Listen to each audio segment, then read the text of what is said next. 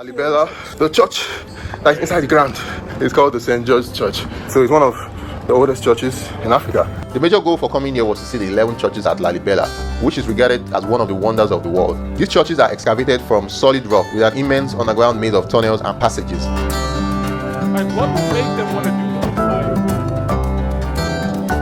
And I just want to give you a quick... Oh, yeah. Okay. So from the Ancient Alien show, guys, I was like Ancient Alien. So they said that the person who was told to build it was like, he had like a dream or a nightmare or something like that. And somebody told him. And it came to him and said this was doing it. And they also alleged that the angels helped him build it. That now I remember.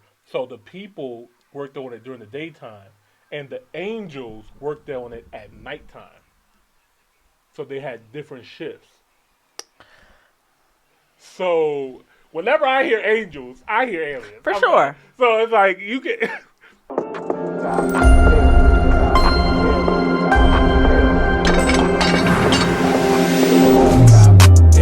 Top hill, just subscribe. All right, let's get into it. Welcome to another episode, y'all. 3, 2, 1.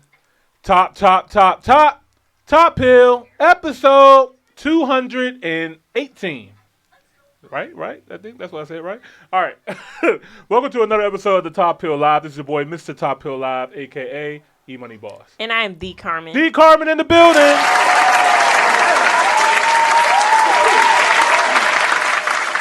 Hey, guys. I'm not going to waste you guys' time at all. We're going to get right into the reactions. We got a special episode for you guys today. We're diving into the land that was never colonized, Ethiopia, man. So we got a lot of Ethiopian content dropping this week. So make sure you guys tune in and let's get right into it. Hey, FYI, this is Imani and Carmen. This is episode 218. Can you let the people know who you are and what the show is all about? Absolutely, Imani and Carmen. Let's dive into episode 218. Hey everyone, welcome to episode 218 of the Top Hill Live Show. I'm FYI, your creative voice assistant. Excited to be here with your wonderful hosts, Imani and Carmen, as we continue exploring and connecting. Our mission is to bridge the gap between African cultures on the continent and in the diaspora, diving into music, real estate, culture, and so much more.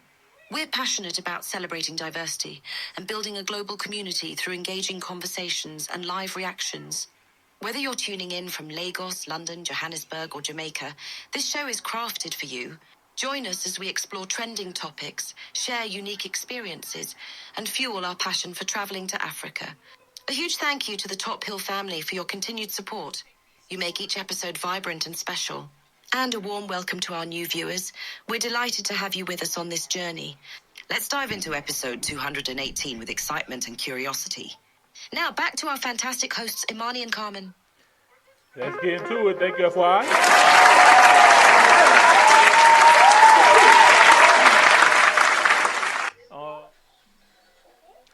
Now, our trusty tour guide, our guy Tayo. Shout out to Tayo. This is our guy. He has amazing content. Make sure you guys are subscribed to his channel for sure. He visited Ethiopia 3 years ago.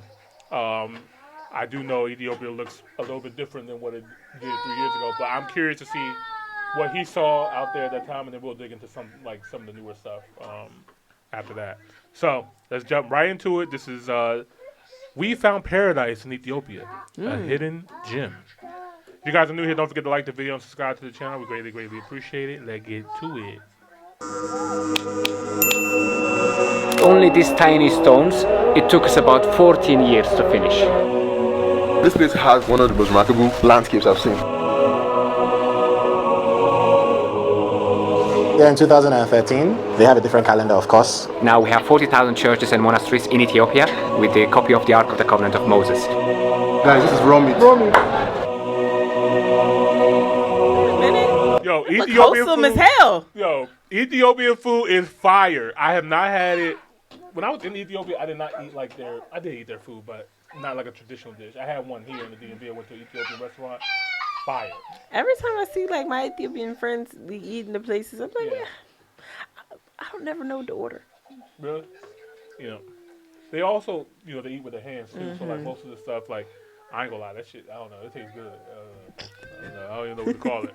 Let me know what it's called in the comments, man. I know you know what I mean with the little dough. You pick up the meat. naan. Yeah, you know what I mean? That joint's good. I know that. That's about What's up, guys? How are you doing today? It's Tayo Aina here again, and today I'm going to be sharing my experience in Ethiopia with you guys. In the previous video, I shared with you guys how I got arrested at the airport. So today, I just want to share all the other nice parts. You know, the parts you didn't get to see. Experiencing the culture, experiencing the food, experiencing the lifestyle here. Ethiopia is beautiful. Welcome to Ethiopia! I've passed through Ethiopia a lot of times in the past, but it was just as a stopover, probably when you're traveling from one point to the other, because Ethiopian Airlines is the biggest African airline company. But I've never really bothered to explore this country. So I reached out to my friend Rory, who you're going to see in this video, and she was like, let's explore Ethiopia. After landing and the whole airport arrest incident, and then we finally get into Addis, staying in the hotel, I started doing some research, and I realized that Addis does not really have a lot of stuff. You know that moment where you save up money and you're trying to buy some really nice new shiny stuff, and then you buy it finished, and then you head home and then you see that stuff is broken. That's how I felt when we got to Addis and there was nothing to do. But my friend Rovi, she did some research and she found a town called Gondar town. I've never even heard of that town before I got here. And she was like, okay, let's check out this town. The only problem was that this town was 12 hours away from Addis by road. And this is my bum here. I didn't want to sit down for 12 hours inside anything. And it was 1 hour by air. So I was like, why are we traveling so far? It's like we just got here. Why are we entering another place to another place? We've not even been around Addis. For me, we had seen some of the few things that were there, but there was not really like a whole lot. I was like, man, let's go. We didn't come all this way to just sit down in a hotel in Addis. So the next day, booked the tickets, boarded the plane, landed in Gondar town, and this is where the adventure began. Hey, I got you, bro. Like the video, y'all. I would love to go meditate there.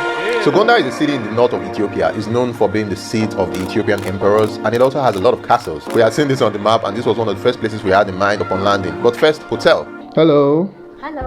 So that we don't end up sleeping on the streets. Another quick Google search brought us to a hotel that had just opened, and we were in for a surprise. This hotel was located on the top of the hill, at the exact top, and the view from this place was one of the most beautiful views I have ever seen. Let me take you guys on the top of this place. I'm currently in Ethiopia now, and I want to show you where I'm currently staying. It's a place called Gondar Hills Resort, and it's probably the most beautiful resort in Gondar town. So they have this design of their rooms where all the rooms have a view of the sunset, and all the rooms are circled round the hill. It's a pretty beautiful resort. It's an amazing resort. Just counting money. How much are you counting, Adi? Money! Oh man, this place is amazing. We had no idea what we were expecting because we booked the hotel at the airport. Yeah, I booked the hotel. No, you did not. I booked the hotel. Okay. I booked the flights. I booked everything to come here. Okay. You know. So when we got here, we're climbing up the hill, and it just looks so like what amazing. Like the views alone, the earthly, everything, all the greenery and nature and stuff. Another thing, have you noticed how she's breathing? She's on feet first of all. But have you noticed how she's breathing? Have you noticed how she's breathing? Look at you. What are they looking at? So we are currently in room 3 and 4. The rooms are somehow like they're underground. Oh wow! Guys, check out this room. Check out this room. See how big and massive it is. Let me just jump. Welcome. Check it out. Check out. Hello. I think this is one of the best things about having a hotel on a hilltop. You get this amazing view every time. We saw the sunrise. Do you know if they have like multiple seasons, like or it's like universally? Because I'm like that underground thing that they got going on probably was really useful, especially if it was like really hot. Yeah. All right, so Ethiopia experienced 3 major seasons. They have what they call Bega, which is the dry season. That's October to January. Belge, which is the short rainy season, February to May. And Kermit, mini rain season? Kermit. The main rainy season, Kermit. Yeah, so and that's like typical, like in like a lot of other countries, like they have like what's the rainy season, what's not the rainy season. But the temperature, I'm not sure. 15 Celsius, Highland 25, low wind. I don't know. Does it get cold or is it hot out there? I'm about to say, what's like? Is it cold or hot? If we look at it on a map, let's see how close it is to the equator. East Africa. So it's right by the equator. So I'm sure it can get hot, but also they have a lot of highlands, a lot of mountain ranges and stuff like that too, which that might. But the surrounding, the mountains, but the surrounding countries are pretty hot places when I think of hot places. Yeah, I think it's the mountains. I think it just depends on how high up you are. Yeah. I think Addis Ababa is also a very high city. So Kenyan's never cold. Kenya actually does get cold, which is crazy. It's right on the equator, which is wild. But if you go to the state of Nairobi is a place where I say that too. Nairobi is very high up, so it's like 2,000 miles above sea level. So okay, well maybe that has to do with it. Yeah, it's just the elevations because there's so many mountains here. But when you come to Mombasa, you're in the lowlands by that hot, beautiful water. Hot fire. Hot fire. But because literally, I flew from Nairobi to Mombasa the same day. It literally felt like I went from Canada to Mexico. Yeah, man. So yeah, I'm assuming Canada Ethiopia to Mexico is crazy. But yeah. Today, and we're also going to see the sunset. And they have multiple rooms on this site. So I think currently they have over 72 rooms. What do you think about this place, Rory? Tell me. Tell me what you think. Really nice. Tell me. I think I'm going to be here for like a week. We had so many plans, but then now we got here and it's like so dope. So I don't think we're going. So now we're going to skip that and just going to stay here and chill and enjoy this. So you're saying you want to go to Lalibela before? We're still going. But you want to enjoy this place first? Yes, we're going to enjoy here for however long it takes for them to kick us out. Okay. The next morning we headed out to the castles of the Fasiladas Palace we had seen on the map to take some lessons in history. We'll be going to see the royal enclosure, which is the castle compound. You'll be visiting more than 6 castles.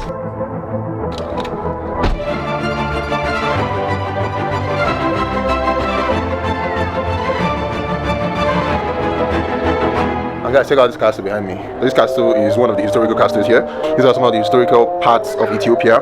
And also these are some of the things you can actually come and check out if you're coming to Ethiopia. So guys, we're walking into the castle now. So this is Philemon, he's our guide, he's one taking us around. Say hi to. Yeah. So Gondar was technically the 3rd capital city of Ethiopia, once between 17th and 19th century. This is the highest part, 2,300 meters above sea level, but we have mountains range of 4.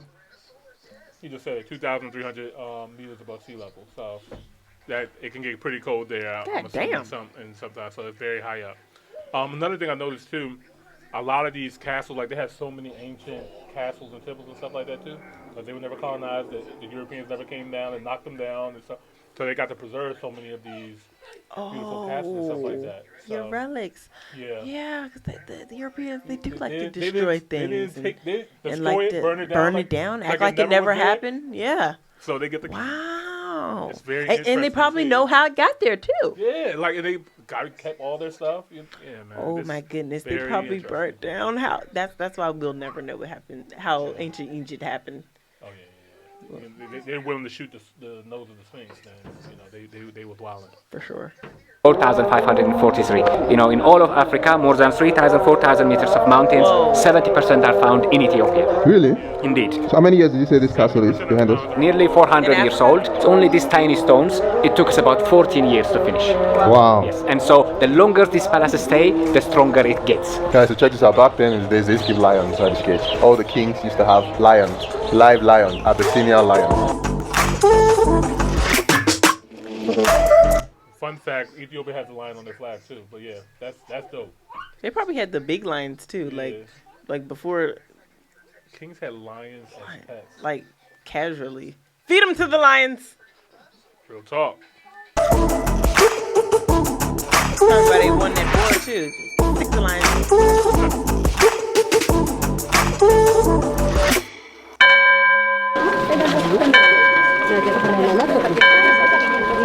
We also visited the Deborah Brihan Selassie, and we were just in time as they had just finished the procession. So this place is more like a church where people go to worship, and the way they practice their own religion is very different from what I'd seen anywhere else. But it was so interesting to learn about it. Hey guys, I'm currently at a church now in Gondar town. It's one of their major historical churches here. They just finished the service, and on this side is the main church itself where the priest came out from now. This is a temple from the 17th century, and it's built with the shape of the Ark of Noah to host the original Ark of Moses. Ethiopia is a Christian country, indigenously Christian from the most ancient time, not Christianized by modern missionaries. Now we have 40,000 churches and monasteries in Ethiopia with a copy of the Ark of the Covenant of Moses. So the way they show respect is by kissing the feet, something like that? We just go to show respect to the knees, and he pulled us up, and then he offered us the cross, so we kissed the cross. It's very interesting I've been in Ethiopia so far. This place has so much history and actually so much length. So it's really cool to travel across Africa and also, explore and get new ideas and learn about new cultures and different ways of life about different people. Guys, I'm inside the temple now. When they're praying behind me, you can't speak too loud. This is where most of the prayers happen. This is where the priest stays.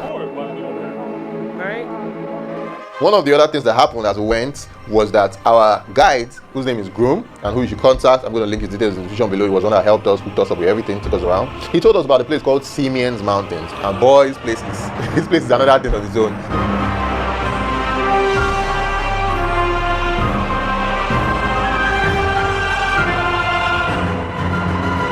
The name of this place is called Buitras. We are very close to the highest lodge in Africa, and this is the most popular place for the Julali baboons, where they come out to graze every single day. Around me, I have lots and lots of baboons. You can see a lot of them on this side. Many of them were close to us before, but they just ran away now. So we are at 10,700 feet. It's so hard to breathe currently, but we got to do the content for you guys. Let me say hi. This place has one of the most remarkable landscapes I've seen. Yeah, just check this whole place out.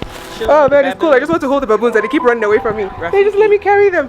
And then some have their babies on their back. It's so cool. They look like little mothers. The Simien Mountains is also home to the highest lodge in Africa, called Simien Mountains Lodge, which is located at the top of the conservatory, the highest lodge in Africa. You probably feel like you are the only one in the world if you spend the night here. For lunch, our guide Groom took us to a place called Limo Lodge. This madam here is just eating away. She didn't even wait for me. I'm so hungry. She didn't wait for me. She just eating. She gave me a bed and I'll live here. The view is amazing. The food is actually not bad and the wine is actually really good. I'm a big, I love me a nice beach, ocean view, but the mountains are so refreshing. Absolutely. Peaceful. I'm the same way. Like, I'm normally a beach person, but I'll take a mountain too. Take mountain views for sure. Talk to me. I'm actually super impressed. I didn't, we've just been winging this trip, and we didn't realize there was quite a lot of things they're not on the internet, they're nowhere. I feel we should explore more of Africa, not just every time you want to go to UK, US, you want to go to Dubai. There's a lot of stuff here, man. Like, ooh, this is a swing, right? Is that not nice? I'm definitely coming back here, guys. So I'm heading to one of the rooms now, so I can show you what it looks like inside it. We're about to see one of the rooms. Yes, we are. She's very unfit. See, guys, this is why you need to exercise. I'm fully capable. It's just the air is so thin. That is so rude.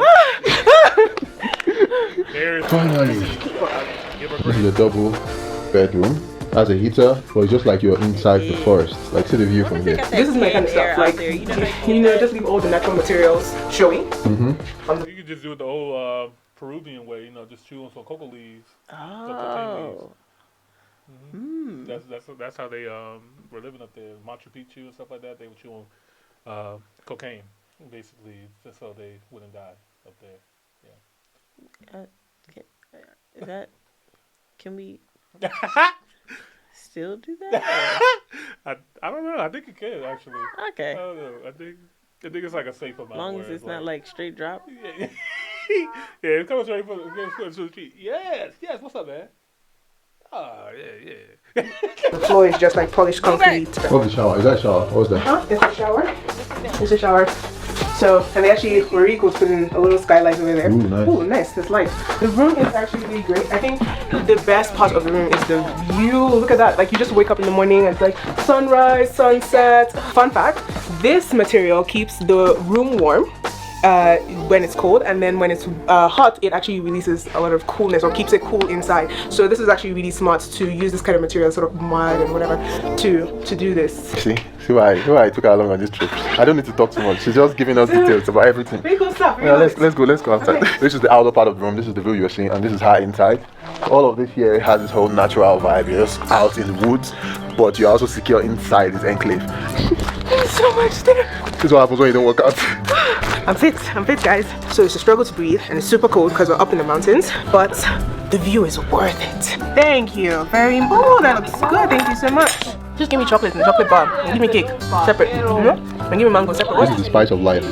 Stop talking like a arauco. You know the arauco? What's that? Chocolate. Village girl. A whole babe like me is who you're calling me village girl. Guys, is she a babe? Tell me if she's a babe in the put me on the description spot. below or not. Dead. Actually, here a full meal costs $20, which is very cool. It's not bad for this view. So this is what I always say. There are no places to travel in Africa. What? Let's stop the show. Wait a minute. Wait, that's American prices. I was about to say, wait. That's what we pay out here. 20 USD. Maybe where the street food at? Maybe Right. it's because he at the resort. Yeah, he also said this resort was like $645 per person. So maybe he's just at like a really luxury resort. But that's up there. I ain't gonna lie. As an American, I feel like that's up there. Right, give me a Chipotle bowl. Yeah, it's a place to travel. You should come here. Definitely come here. Cheers. How long are you in Ethiopia? After experiencing the awesomeness of Gondar for 2 days, we decided it was time to leave, and this time took a 7-hour drive by road to another town called Lalibela. It's known for its distinctive rock-cut churches dating from the 12th and 13th centuries. You still get to see lots of people using donkeys as their major mode of transportation. We just got to Lalibela. The church that's inside the ground is called the St. George's Church. So it's one of the oldest churches in Africa. The major goal for coming here was to see the 11 churches at Lalibela, which is regarded as one of the wonders of the world. These churches are excavated from solid rock with an immense underground made of tunnels and passages. Like, what would make them want to do this? And I just want to give you a quick...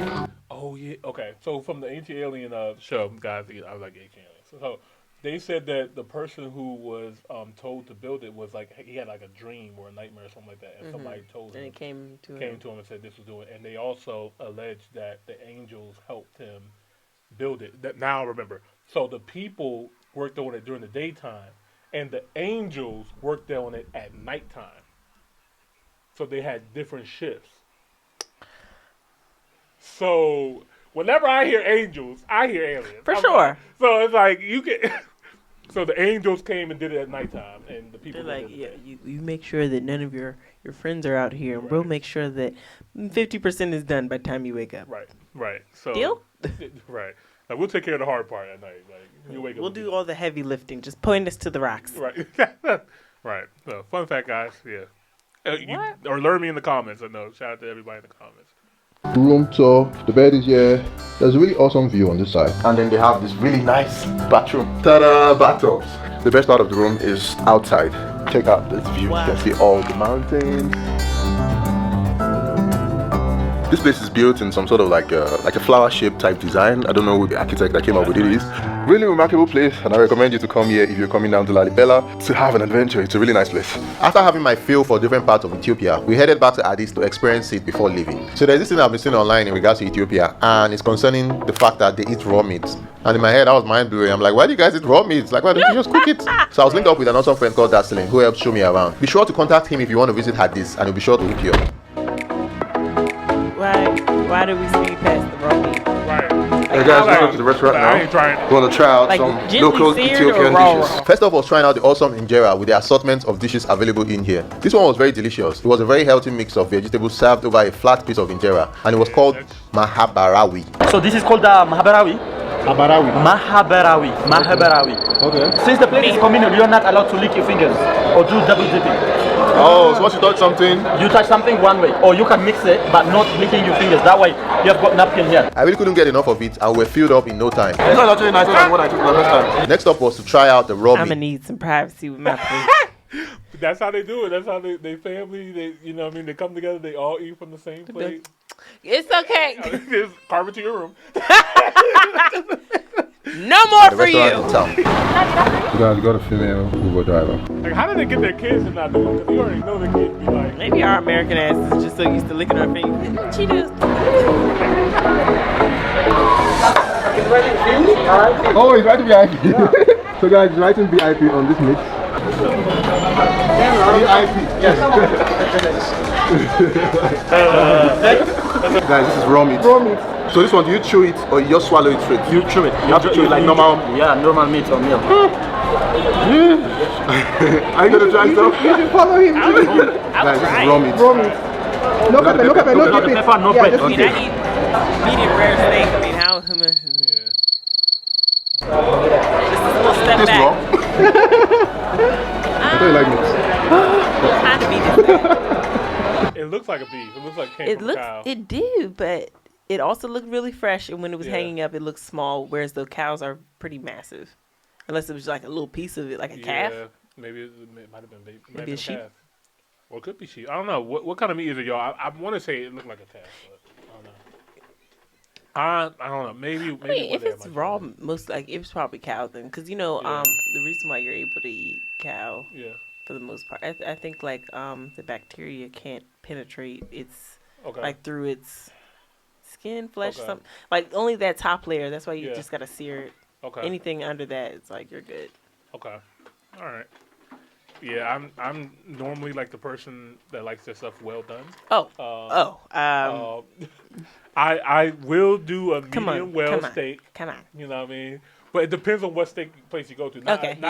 Not every place knows how to cook a well done steak. So I do not want a fucking rubber hockey puck like to eat. I would throw it at someone. No, I won't. But I've been to one place before that had like one of the best well done steak. It was still juicy. It was still tender. It was perfect. Yeah. A friend of mine only eats well done steaks. Yeah. And he said the same thing. He was like, if you go to a good steak place, they're gonna cook it well done. It's still gonna be juicy. It's still gonna be all that. It's just gonna be cooked all the way through. Right. And exactly. Some people just lazy. They just throw it all the way. Oh, you want it cooked? I bet. Throw it to the flames. There you go. But it's still in there. Let me pull this out. Right. Yeah. No. Burn apple teeth. Yeah. But This meat was killed today. Okay. Put everything in your mouth. My mind can't get over it. Raw meat. Oh, cooked one. What's this? Cooked meat. This is called ketfor, Okay. traditional Ethiopian food. Okay. Oh, it's sweet. Bye-bye. One thing I love about food and culture here is the communal eating. so that's common too. Like if you see people eating and you walk by, like they'll offer you like, hey, you want a bite, and they do that a lot. Yeah. Sounds like a pretty chill country. You guys are cool. Yeah. What? Which is very similar to when I was growing up in Nigeria, and the children had to eat in one plate. It's interesting to see it being practiced in other parts of the world. My journey around Ethiopia. Sorry, pausing so much, but I do love the fact that just builds strong communities. It does. You know what I mean? Like it's just in their culture. So much to the fact that like it's hard for me to even imagine what that like. Right. Yeah. like- It's so foreign to us. Yeah. Cause what? You want some food, stranger? Yeah. Off my plate? Yeah, and I don't know. I love it though. I think it's something that all of us can really take from and learn from their culture. Like I experienced some really amazing Ethiopian people, and I remember they cooked for me. And they invite friends over, and I ate with them and stuff like that. Like this is nice. This is cool. Like, Do they still like eat in that same like all in one type setting?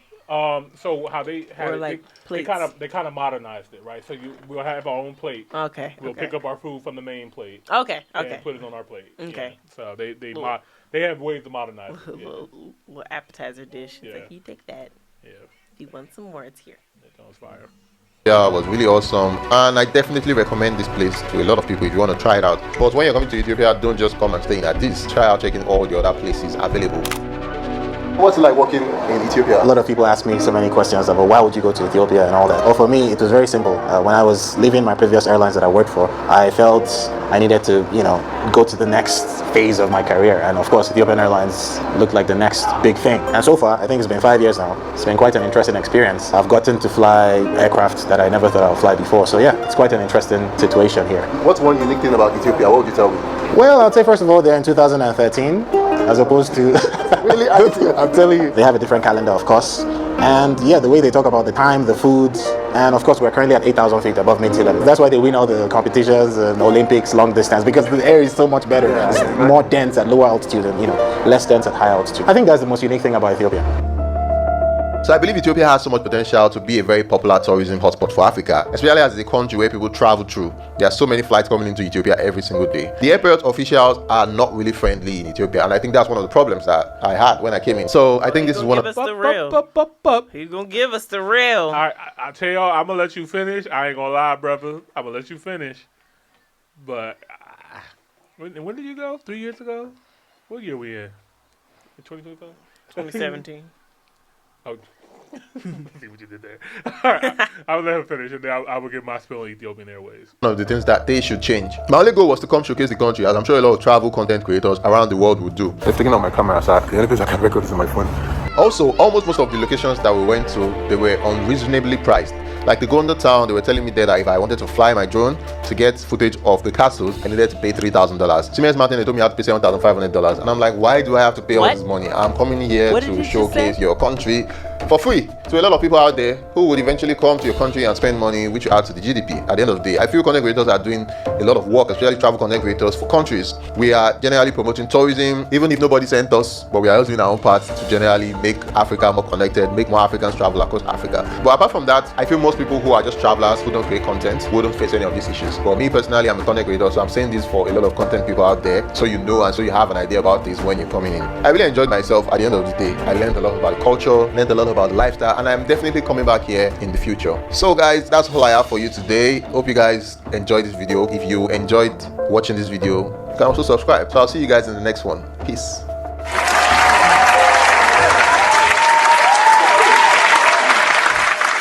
Shout out to Tayo, man. A well done video as always.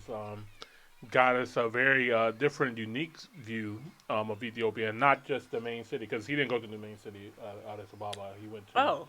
This was the outskirts. This was all the outskirts? Yeah, this was all the outskirts. This is not the Nice. city.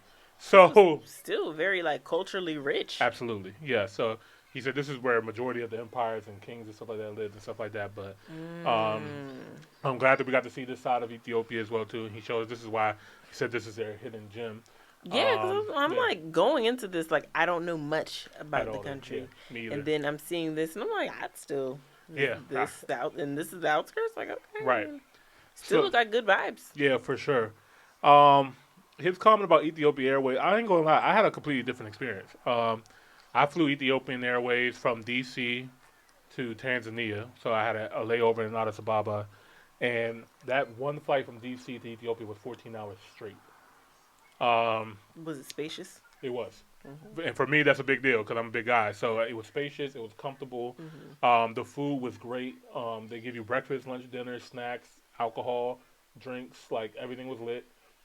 They had great entertainment, great movies to choose from, like legitimate modern movies and stuff. They had games you could play on the... I'm like, damn, you can only sleep but so long. Like, Yeah. So, like, I try to sleep as much as I can. But honestly, I didn't feel claustrophobic. I felt fine. I felt comfortable on that plane. And the people were nice. Like, they were very nice to me. So I had a great experience with Ethiopia Airways. And I also love their initiative. Like, they really are trying to be like the Pan-African hub for Africa. They're the largest airline in Africa. And they're doing really great things. I think that is also like a cheat code that Ethiopia has, is that they have this successful, great airline that connects a lot of Africa to the rest of the world. So it's also yeah, very I was close. gonna say because that's like that's gonna be like the main thing that airline that you're taking when you're going over to the continent. Right, and all that money is going back to an Ethiopian and yeah. So I mean, they're very close to Dubai, the Middle East, Asia, Europe. You know, all East Africa. So yeah, but you know, I appreciate that. This is his Community experience takes you a long way. Yeah, for sure. The proof is in the country. Facts. Big facts. But nonetheless, great video. Shout out to Tayo once again. Round of applause.